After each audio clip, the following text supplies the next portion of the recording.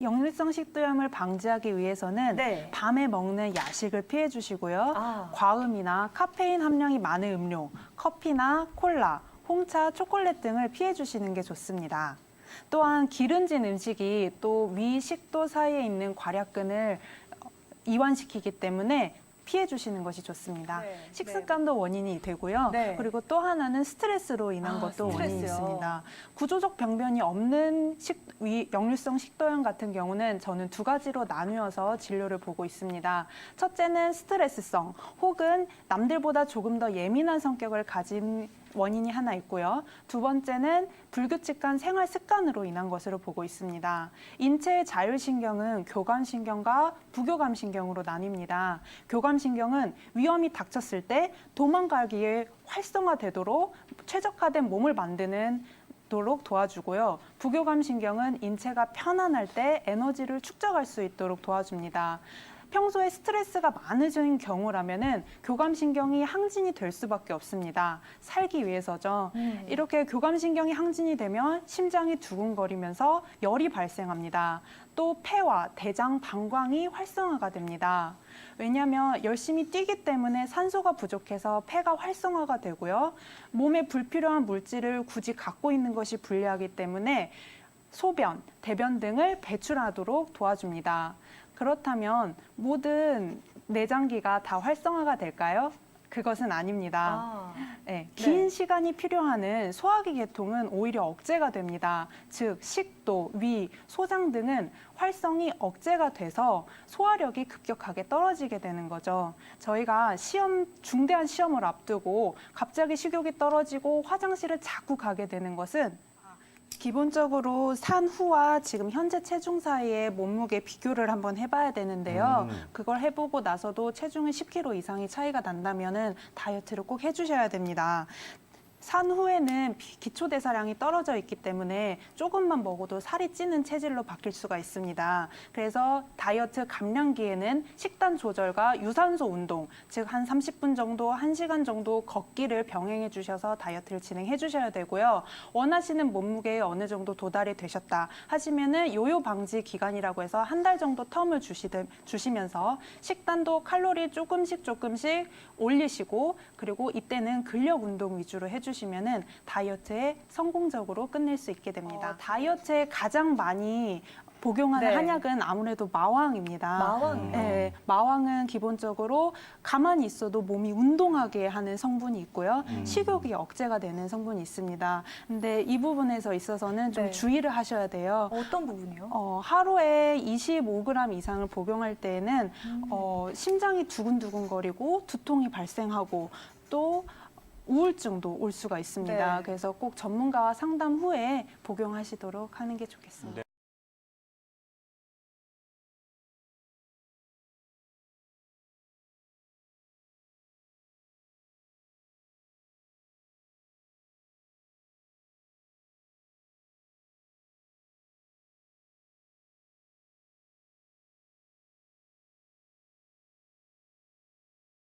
한약 치료한다고 해서 완치할 수 있다고 얘기는 못 드리고요. 불편하지 않게 해드린다라고 해서 그 전문 용어로는 관해라고 표현을 드려요. 아버님 살아오신 세월이 길잖아요. 그리고 이 시간 동안 계속 역류성으로 소화기가 계속 안 좋았잖아요. 근데 이게 다 좋아질 수 있다라고 하면 그건 그렇지 않고요. 아버님 지금 되게 많이 불편하시잖아요. 그죠? 근데 아버님 같은 증상 가지고 계신 분들을 제가 치료를 많이 해봤더니 뭐라고 표현하시냐면 한 70%만 좋아지셔도 치료 더 안 하려고 그러세요.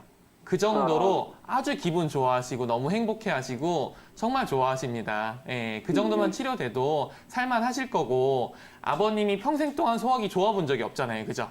네. 그래서 병을 70%만 치료해도 나는 이 정도면 진짜 평생 이렇게 좋아본 적이 없어. 그래서 난 너무 만족스러워. 이렇게 얘기를 하시기 때문에 크게 걱정하지 않으셔도 됩니다. 안녕하세요, 어머님. 네, 안녕하세요. 병원에서는 일단 최악의 상황을 가정하고 이야기를 해요. 그거는 일단 알아두셔야 되고요. 내가 감기가 걸려도 폐렴으로 갈 수도 있는 겁니다. 잘못하면. 예, 그런 것처럼 이제 최악의 상황을 이제 얘기를 해주신 것 같아요. 네. 특히 요게 그 보통 이제 쓸개에 붓기가 빠진다라고 말씀하시는 부분은 담즙이 분비가 되는 반응이고 그 반응이 우리 몸의 복통, 배가 아픈 거를 되게 좋게 해주는 일반적으로 쉽게 나타날 수 있는 증상이라서 그렇게 어렵지 않은 반응인데 췌장에 혹이 있다고 얘기하시는 경우는 흔치는 않거든요, 사실은. 네. 그게 왜 흔치 않냐면 췌장이라고 하는 부분이 굉장히 기름처럼 뭉글뭉글하게 생긴 조직이에요. 그래서 요걸 CT로 보거나 뭘로 봤을 때 작은 혹이 있거나 뭐 어떻게 된다고 해서 크게 이게 문제가 된다고 얘기를 하지는 않아요. 그 문제를 얘기하지는 않고 정말 내가 봤을 때 이상하다. 근데 잘 모르겠네. 이렇게 생긴 부분에 대해서 얘기를 하고 갑상선이나 췌장이나 기타 여러 우리 몸에서 몽글몽글하게 생긴 조직들은 원래 생겼다가 없어졌다 할 수도 있습니다. 예. 근데요, 이게 네. 1cm 정도 되고 지금 쓸개가 벗어가지고 그걸 누르고 있다고 하더라고요. 그래서 그랬어요. 확실하게 네. 보이지는 않고 그렇죠. 가끔 보이는 게 암 같기도 하다고. 그렇게 이제 그러니까 제가 얘기 드리는 게 처음 전제를 깔고 말씀드린 게 제일 최악의 상황을 깔아놓고 말씀을 하세요. 네, 병원에서는 항상 그래요. 교통사고가 났어요. 허리가 아파요. 그러면 내가 물어보겠죠. 오, 너무 아파요. 이거 어떻게 된 건가요? 얘기하는데 디스크가 터졌을 수도 있어요. 찍어봅시다라고 얘기할 수 있잖아요. 최악의 상황을 가정을 하고 얘기를 하는 거니까 일단은 어머님 마음을 조금 편하게 하실 필요가 있어요. 네, 조금 편하게 하시고 그리고 일단 지금은 쓸개 쪽을 치료하는 게 우선입니다. 우리 그래서요, 몸에서 먼저 약 처방 주셔가지고 그죠. 쓸개 부기 약을 주셔서 네. 그 약을 먹었어요. 네. 먹으니까 많이 이게 복부 아픈 건 없어요. 이제 통증은 안 오더라고요. 네. 지금은 이제 통증 오는 거는 어쨌든 없어졌고요. 췌장에 혹이 있다고 해서 그게 걱정이에요. 그러니까 그 부분은 일단 쓸개가 다 가라앉고 봐야 되는 거잖아요. 그렇죠? 네. 근데 지금은 이제 앉았다고 하셨고 담즙 분비가 안 되면 원래 막히거나 아프거나 통증이나 또는 기름진 걸 먹었을 때 불편 반응들이 나타날 수 있고 어머님은 한번 그게 문제가 생겼었으니까 다음에 또 문제가 생길 수도 있어요. 그래서 일단 상식으로 알아두셔야 되고 어머님이 어머님 몸 관리해야 되는 거는 아 내가 담즙이 분비가 잘 막힐 수도 있구나. 요걸 알아두시는 게 일단은 중요하시고요. 그리고 췌장에 문제가 있을 수 있는 부분은 다시 한번 병원에 내원해 보시는 게 좋아요. 갔을 때 지난번에는 쓸개가 부어있고 잘 가려져서 잘 안 보였다고 했잖아요. 그죠? 근데 그 부분이 많이 불안하시다고 하면 지금 정도에서 찍어보면 알 수 있겠는지 한번 교수님한테 MRI를 여쭤보세요. CT를 찍어서 그게 나와가지고요. 네. MRI를 지금 찍었어요. 그죠. 근데 다시 찍어봐야 된다고 이제 말씀을 하신 거잖아요, 병원에서도. 왜냐하면 쓸개에 가려서 잘 안 보이고, 어머님 그리고 MRI도 그게 엄청 잘 보이지 않아요. 자료 화면을 이제 보셨을 테지만 그 화면을 보시면 되게 그게 선명하게 나오지는 않거든요, 어떻게 보면. 그래서 대학병원에서도 영상의학과에서 진단을 내리고 그것도 오진율이 있습니다. 우리가 눈으로 이렇게 딱 제대로 보는 것만큼 선명하지 않기 때문에 지금 쓸개가 부어있는 게 가라앉았다고 하면 그러면 선생님, 병원에 가셔서 쓸개가 왜 붓는 거예요? 어머님 잠깐만요. 진정하시고 병원에 가셔서 일단 어머님 궁금하셨던 건 췌장이 문제가 되는 거니까 그거를 일단 진단을 받아보시는 게 좋을 것 같아요. MRI로 그렇게 하시는 게 좋고 췌장이래요. 쓸개가 잘 문제가 되는 부분, 잘 붓거나 이런 부분은 막혀서 그래요. 그게. 예, 막혀서 그러고 담관이 정체가 돼서 그러고 그게 여러 가지 원인이 있을 수 있어요. 고콜레스테롤로 우리 몸 안에 콜레스테롤이 높았던 사람들이 그게 덩어리져서 나오면서 담관을 막아버리는 경우도 있고요. 내가 스트레스를 잘 받고 이 밑에 명치 아래가 잘 막히고 그런 체질이라고 하면 신경성으로 생기는 거예요. 그 경우는. 담관 자체가 자율신경에 영향을 받거든요. 근데 걔가 작동을 잘 못하게 우리 몸에서 전화를 하는 겁니다. 어떻게? 나 신경질나. 담관 너 움직이지 마. 라고 자율신경계가 이렇게 전화를 해요.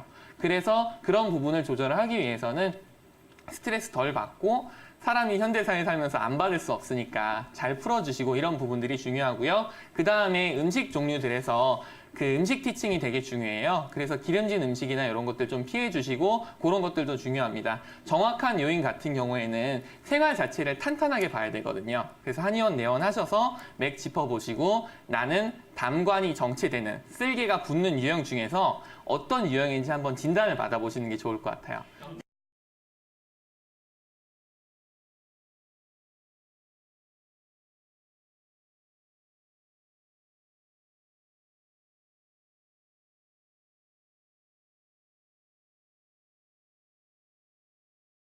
그 역류성 식도염 같은 경우에는 이제 생활 관리를 할 수 있는 방법이 몇 가지가 있는데요. 그 가장 첫 번째는 음식을 드시고 나서 바로 눕는 그런 습관들은 사실은 버리셔야 됩니다. 아버님들 같은 경우에는 식사를 하시면 바로 소파로 이제 이동을 해서 TV를 누워서 이제 보시는 경우가 많은데요. 그런 경우에는 역류성 식도염을 더욱더 심하게 만드는 경우가 많으니까요. 그렇게 이제 습관을 버려주시면 좋고요. 두 번째로는 주무실 때 침상 머리를 15cm 정도 높여보는 건 또 효과적입니다. 상체를 높이 올리면서 역류하는 거를 이제 좀 삼갈 수 있게 도와줄 수가 있고요. 산성이나 우리가 신음식을 산성이라고 얘기하죠. 그리고 맵고 짠, 자극적인 음식들 역시 피하는 게 좋고요. 특히나 또 어르신들은 이제 약주를 많이 하시게 되는데요. 술, 담배 역시 역류성 식도염에는 굉장히 안 좋은 음식으로 나와 있습니다. 마지막으로 그다음에 꽉 끼는 옷이 사실은 내부의 압력을 높이면서 음식이 위로 역류하게끔 유발을 시키는데요. 꽉 끼는 옷을 피하시는 것이 더 도움이 될 것으로 보입니다. 안녕하세요, 어머님. 네네. 예. 지금 어느 쪽 어깨가 아프세요? 왼쪽 어깨요. 왼쪽 어깨가 아프세요? 네네. 평소에 밤에 잠을 못 자가지고 진통제를 2알씩 먹고 그렇게 자요. 베개를 하나 끌어안고 잘 정도예요. 저녁에 통증이 심해서 잠을 잘 네네. 수가 없을 정도로 심하다는 말씀이신 거죠? 예, 일하러 가도 조금 이렇게 진통이 심해가지고 쉴 때 좀 눕거나 이러면 예. 팔에 이렇게 어깨에 진통이 와가지고 이게 눕지를 못해요. 그러면 지금 주사랑 양약을 복용하셨다고 하셨는데 그 이후에는 별다른 치료를 받지는 않으셨나요? 네네. 병원을 갔다 온 것도 그럼 다른 병원에 가니까 네. 사진상으로는 네. 잘 안 나오고 예. 그렇게 정밀 검사를 한번 받아봐야 될 것 같다고 그렇게 이야기를 하더라고요. 정밀 검사를 받아봐야 된다 이런 얘기를 들으셨죠? 예예. 지금처럼 통증이 극심한 경우에 네네. 혹시 팔이 다 올라가나요? 움직임이 혹시 문제가 되진 않나요? 그러니까 이게 팔이 올라가는 거는 이게 올라가요. 네. 올라가는데 이게 옆으로 할 때는 이게 잘 이게 뭐 모욕을 하거나 옷을 입거나 이러면 불편하시죠? 좀 팔이 좀 이렇게 좀 아파요. 네네. 지금 말씀하시는 증상만 보면요. 네네. 어깨 관절에는 어깨를 움직일 수 있게 도와주는 회전근개라는 것들이 있는데요. 예예. 그런 인대들에 이제 문제가 생긴 거예요. 예예. 가셔서 이제 말씀을 드리셨지만 이제 인대에 염증이 생겼다고 말씀을 드리셨는데 바로 네네. 이제 회전근개 쪽에 염증이 생기신 거거든요. 예예. 그러면 평소에 어깨를 많이 사용하시나요? 어깨는 그렇게 무리하게 뭐 많이 쓰거나 그러지는 않았어요. 그러진 않으시고요. 네네. 보통 이제 병원에 가니까 예. 어깨 많이 쓰는지 안 쓰는지 묻더라고요. 그렇죠. 예. 보통 이제 어깨를 많이 써서 나타나는 경우가 퇴행성 관절염이라고 얘기하는데요. 네네. 지금처럼 어깨를 많이 쓰지 않았는데도 통증이 나타나는 경우에는요. 근육적인 문제가 같이 오는 경우가 많아요. 예? 근육에 문제가 생기는 경우가 많습니다. 보통은 어깨, 이제 이 위쪽에 이제 승모근이라고 얘기하는데요. 이 위쪽 어깨가 잘 굳으시는 분들이 많아요. 예예. 그러니까 이쪽 근육을 좀 부드럽게 풀어주면 어깨 네. 통증도 확실하게 줄어들 수가 있으니까요. 예예. 어머님 혹시 근처에 혹시 한의원이 있으시면 근육을 풀어주는 침 치료나 약침 치료를 받으시면요. 예. 통증에 있어서 훨씬 더 도움이 되실 걸로 보여요. 근데 근데 정형외과 가니까 예. 약을 이렇게 일주일분 주고 일주일 있다가 다시 오라고 그랬는데 신경외과에서요. 예. 그 침을 세 번 떠주던데요. 예, 예. 이게 신경외과 약만 먹고 정형외과 약은 먹지 말라 하더라고요. 신경외과 약을 먹고 정형외과 약을 먹지 말라고 얘기를 들으셨어요? 네네. 예, 예. 그 보통 지금 드시는 약 같은 경우에는 염증을 없애주는 이제 이런 약을 드실 텐데요. 네네. 염증을 당장 없애더라도 이 주변에 네네. 있는 근육이나 인대 상태가 좋지 않다면 염증이 재발할 수 있는 가능성이 굉장히 높아요. 네네. 그러니까 제가 말씀드렸던 것처럼 어머니는 그 어깨 주변에 있는 근육이나 인대들을 좀 부드럽게 풀어줄 수 있는 방향으로 뭐 네네. 집에서 할 수 있는 거는 스트레칭이나 마사지를 하셔도 좋으니까요. 네네. 이런 식의 방법으로 천천히 치료해 보시면 통증이 조금씩 줄어가실 겁니다.